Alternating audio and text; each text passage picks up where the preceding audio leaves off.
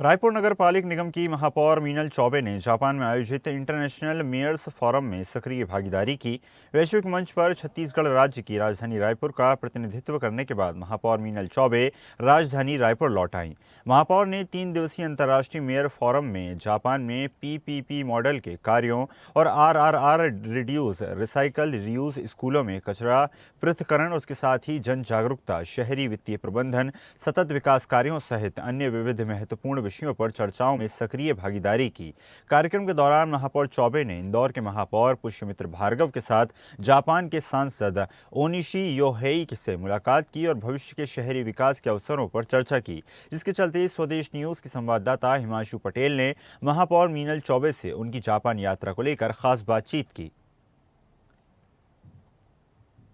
अंतर्राष्ट्रीय mayor forum कार्यक्रम में जिस तरह से जापान में आयोजित था और हमारे राजधानी रायपुर के महापौर मीनल चौबे 3 दिवसीय इस कार्यक्रम में शामिल हुए और पूरे अलग अलग विषयों पर चर्चा की और आज राजधानी रायपुर लौटे हैं। क्या आखिरकार किन किन बिंदुओं पर चर्चा हुई, क्या कुछ दशा और दिशा राजधानी की बदलेगी और क्या कुछ विशेष रहा, पूरे बातचीत के लिए मौजूद है। मैम, जिस तरह से दौरा रहा आपका जापान में, एक बड़ी उपलब्धि भी कही जा सकती है रायपुर नगर निगम में, किस तरह से पूरा दौरा रहा, क्या कुछ बेस रहा है? सबसे पहले तो मैं अपने रायपुर शहर के नागरिकों का धन्यवाद करना चाहूँगी, जिनके कारण मैं महापौर के रूप में चुनी गई और मुझे बहुत गर्व का अनुभव हुआ कि देश का प्रतिनिधित्व करने के लिए महापौर के रूप में मुझे आयोजन मंडल ने चुना और पूरे देश से इंदौर के सम्मानीय महापौर और छत्तीसगढ़ से मुझे इस अंतर्राष्ट्रीय मेयर फोरम के लिए अवसर दिया गया। और वहाँ पे अंतर्राष्ट्रीय वैश्विक मंच में लगभग 50 से भी अधिक देशों के महापौर और जनप्रतिनिधिगण आमंत्रित थे, जिन्होंने अपने अपने विचार एक मंच पर साझा किए, अपने अपने अनुभव शेयर किए एक दूसरे के साथ। कुल मिलाकर ये समझ आया है कि भले देश की जो परिस्थितियां हैं वो भिन्न भिन्न हो सकती है, मगर सबका समाधान यही है कि जन सहयोग से हम अपने और स्थानीय शासन के सहयोग से, स्थानीय शासन की जागरूकता से, अनुशासन से हम अपने शहर को, अपने निकाय को अच्छा बना सकते हैं। प्रथम दिवस पंजीकरण के बाद लगभग 12 देशों के महापौर ने अपनी अपनी बातें मंच के माध्यम से रखी, जिसमें पर्यावरण सुरक्षा की ओर बार बार ध्यान दिया गया, सफाई व्यवस्था, सफाई को अपने आदत में शामिल करना। जनता को ये समझना होगा कि ये शहर भी उनका अपना घर है। सभी ने एक स्वर में इसमें जोर दिया है और अभी तक हम जनता को जागरूक करना चाहते हैं कि वो सफाई व्यवस्था में हमारा सहयोग करें। डोर टू डोर जो कलेक्शन वाला आता है उसको कचरा दे, सेग्रीगेशन सिखाना चाहते हैं हम जनता को, नाली में कचरा ना डालें, रोड में कचरा ना डालें, कचरा ना फैलाएं। मगर इस यात्रा के अनुभव से, इस यात्रा से हमको ये भी अनुभव मिला कि न सिर्फ घर घर जाकर हम जनता को ये चीज़ें सिखाएं, बल्कि स्कूल स्तर पर, शाला स्तर पर भी इसकी कार्यशालाएं आयोजित होनी चाहिए और स्कूल लेवल से ही बच्चों को ये सिखाना पड़ेगा कि अपने शहर को, अपने आसपास के क्षेत्र को स्वस्थ ही नहीं रखना है, बल्कि कचरा का सेग्रीगेशन भी करना चाहिए। और जब स्कूल स्तर से ही बच्चा ये सब सीखेगा तो निसंदेह उसका परिणाम अच्छा मिलेगा।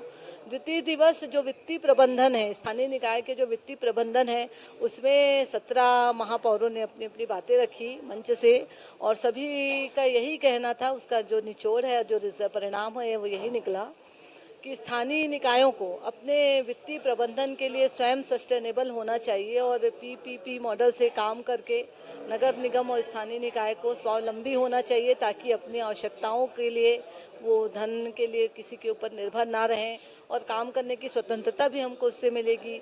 पर्यावरण का हम ध्यान रखें, पब्लिक को सिखाएं। उसके बाद आधा दिन हमारा जापान का भी भ्रमण था, टोक्यो भी हम गए थे। तो जापान की जनता तो चलो तकनीकी रूप से तो बहुत ही वो लोग विकसित हैं, मगर उसके अलावा वहाँ की जनता भी अत्यंत जागरूक है। वो पूरे शहर को अपना घर मानती है।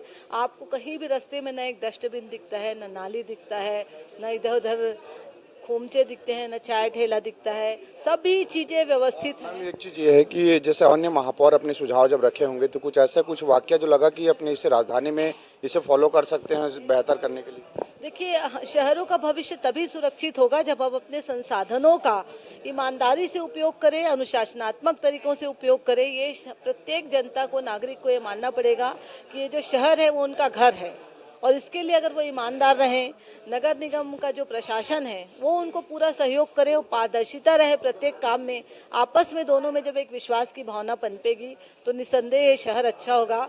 और जापान से आने के बाद मेरा ये अनुभव रहा है कि हम जनता को अधिक से अधिक अपने साथ जोड़ेंगे। स्कूल के बच्चों को सिखाने के लिए अलग अलग कार्यशालाएं भी हम आयोजित करेंगे। अभी तक हम जनता को अवेयर करना चाहते थे, मगर अब हमारा कंसंट्रेशन रहेगा वो स्कूल लेवल पर रहेगा। हम इधर उधर जो अव्यवस्थित रूप से हमारा जो शहर है, हमारे शहर में कहीं भी कोई भी चीज़ है, कोई भी चीज़ के लिए एक निश्चित स्थान तय नहीं है। पूरे शहर में हर जगह आपको कहीं भी चीज़ें दिखने लग जाती है, और जब हम कोई भी कुछ चीज़ों को ठीक करने का प्रयास करते हैं तो सबकी मिलीजुली प्रतिक्रियाएं आती है। तो सबको ये समझना पड़ेगा जो भी हो रहा है इस शहर के भले के लिए हो रहा है, और इसमें सबका सहयोग जरूरी है। तभी हम अन्य देश, जो विकसित देश हैं, उन्नत देश हैं, उनकी बरोबरी हम तभी कर सकते हैं। जिस तरह से मीट हुई उसमें रायपुर नगर निगम को चाहे वित्तीय रूप से बात कर ली जाए तो संसाधनों की भरपूर दोहन को लेकर हो, तो अभी ये समुचित रूप से देखने मिल सकता है, क्या प्लान है? देखिए, जो वहाँ पर हम बातें सुनकर आए हैं, अपने अपने अनुभव साझा करके आए हैं, उससे बहुत सारी चीज़ें हमको अनुभव में हमारे आई है और बहुत सारी जानकारियाँ भी हमको समझ आई है, और कुछ चीज़ों को हम रायपुर शहर में कर सकते हैं। जापान से अभी हम आए हैं, अभी हम ताज़ा वहाँ की सारी बातें हैं, मैंने एक फोल्डर के रूप में जो वहाँ हुए हैं सारी चीज़ों को लिख कर भी ले आया है, ताकि हम आने वाले समय में अब इसमें हम बैठ के चर्चा करेंगे, और जो चीज़ जिससे हमको त्वरित लाभ हो हम उस चीज़ों को पक्का करेंगे।